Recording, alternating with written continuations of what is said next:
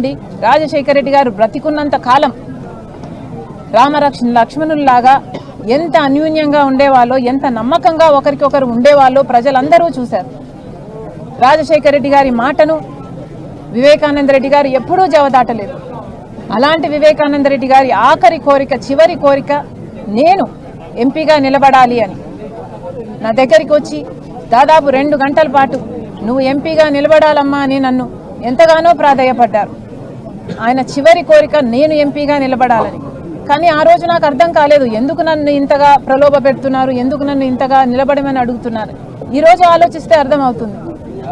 కానీ ఇంత జరిగినా కూడా వివేకానంద రెడ్డి మీద కక్ష కట్టినట్టుగా వాళ్ళ రాజకీయ లబ్ధి కోసం వివేకానంద రెడ్డిని హత్య చేస్తే ఈరోజు అదే హంతకులకు అండగా నిలబడ్డవాడు జగనన్న గారు. మరి రాజశేఖర రెడ్డి గారి బిడ్డగా నేను ఏం చేయాలి? రాజశేఖర రెడ్డి గారి తమ్ముడి విషయంలోనే నేను న్యాయం చేయలేకపోతే ఇక ప్రజలకు ఏం న్యాయం జరుగుతుంది? రాజశేఖర రెడ్డి గారి తమ్ముడి బిడ్డ సునీత న్యాయం కోసం ఈ రోజు వరకు కూడా కోర్టు తిరుగుతుంది, గడప గడప తిరుగుతుంది. ఎక్కడ వీలైతే అక్కడ న్యాయం చేయండి, న్యాయం చేయండి అని ఇప్పటి వరకు కూడా అడుక్కుంటూనే ఉంది. అసలు కనికరం లేదా? అసలు వాళ్ళని హంతకులు అంటున్నారే, అసలు మీకు హృదయం అన్నదే లేదా? ప్రజలందరూ గమనిస్తున్నారు. ఇది ఎంత మటుకు న్యాయం, ఎంత మటుకు సబబో ప్రజలు గమనించాలి.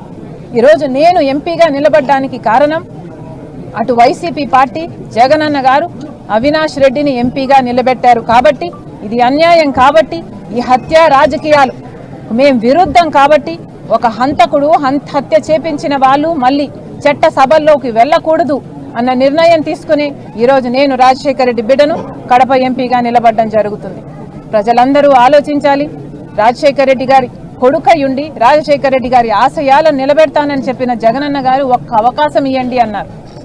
ప్రజలు నమ్మారు, ఒక్క అవకాశం ఇచ్చారు జగనన్నకి. రాజన్న రాజ్యం తెస్తానన్న జగనన్న గారు రాక్షస రాజ్యం తీసుకొచ్చారు. ఒక్క అవకాశం ఇవ్వండి, నేను స్పెషల్ స్టేటస్ తీసుకొస్తాను అని చెప్పాడు జగనన్న గారు. ఆయన స్వప్రయోజనాల కోసం స్పెషల్ స్టేటస్ను బీజేపీ పార్టీకి తాకట్టు పెట్టేశారు. ఒక్క అవకాశం ఇవ్వండి, నేను పోలవరం కడతాను అన్నాడు. కానీ బీజేపీ పార్టీతో కుమ్మక్కయ్యారు, బీజేపీ పార్టీ తరపున బానిసగా మారారు, బీజేపీ పార్టీకి సేవలు చేశారు, వాళ్ళ ప్రతి బిల్లును సపోర్ట్ చేశారు. ఆఖరికి మణిపూర్ విషయంలో కూడా బీజేపీని వ్యతిరేకించలేదు. ఒక్క ఛాన్స్ ఇవ్వండి, ఒక్క ఆపర్చునిటీ ఇవ్వండి, రాజధాని కడతాను, ఇలా ఒక్కొక్కటిగా ఎన్ని చెప్పాడు జగనన్న గారు.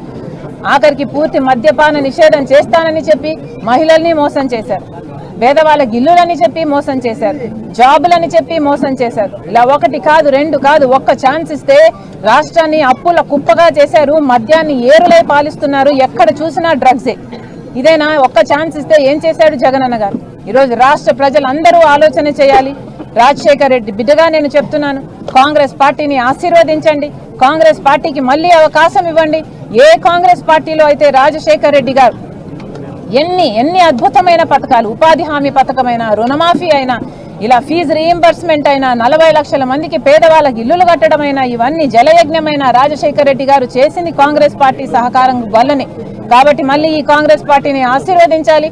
ఆ రాజశేఖర రెడ్డి గారి సంక్షేమ పాలన రాజశేఖర రెడ్డి బిడ్డగా నేను తీసుకొస్తానని ఆంధ్ర రాష్ట్ర ప్రజలు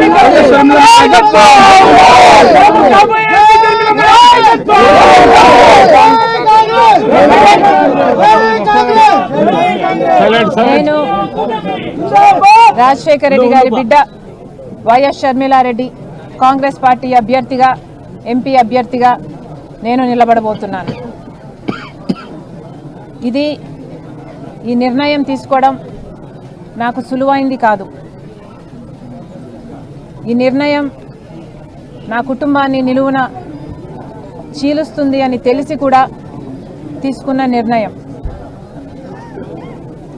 ఈ నిర్ణయం వల్ల రాజశేఖర రెడ్డి గారి అభిమానులు ఎంతోమంది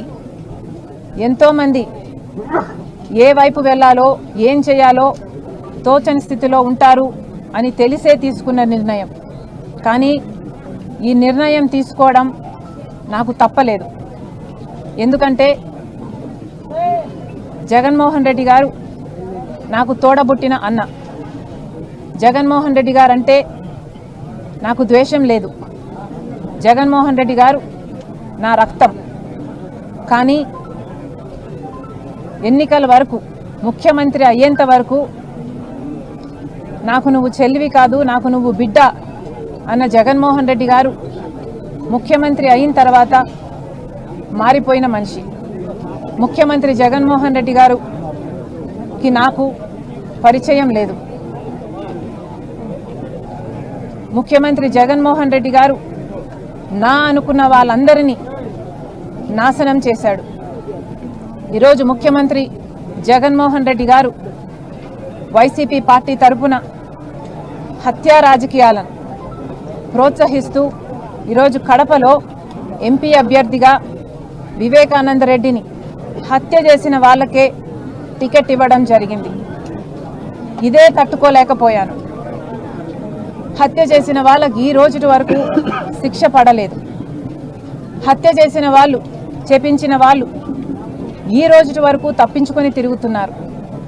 ఎన్ని సాక్ష్యాలు ఉన్నా, అన్ని ఆధారాలు ఉన్నా, ఎన్ని వాగ్మూనాలు ఉన్నా ఇవేవి వాళ్ళకు శిక్ష